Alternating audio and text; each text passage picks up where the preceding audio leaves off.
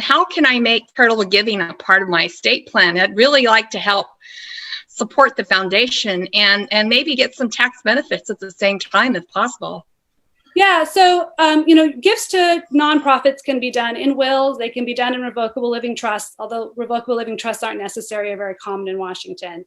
And they can also be done as direct beneficiaries for things like IRAs. So one of the best tax savings ways is to look at those tax deferred assets like IRAs and to make a nonprofit like the foundation a direct beneficiary, because those taxes are eventually going to have to get paid. And so if you leave it to an individual, they are going to have a relatively short number of years to spread those out and to make those payments. Whereas if you give it to a nonprofit, because they aren't someone who has to pay income taxes, those taxes never get paid. So that's a great sort of bang for your buck approach. You do have to be careful with that, though, because how your IRAs match up with the rest of your assets can be something that changes and floats as you start to pay down your IRA.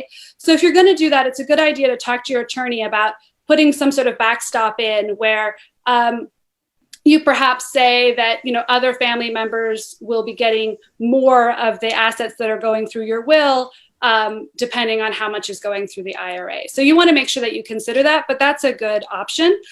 Giving through your will is also great if you're one of those people who's lucky enough to be impacted by the Washington state estate tax, which kicks in at $2.3 million, because giving charitably then makes that money sort of invisible for addressing those taxes. So people have a lot of options. And like I think Carmen was saying, it doesn't have to be a huge gift.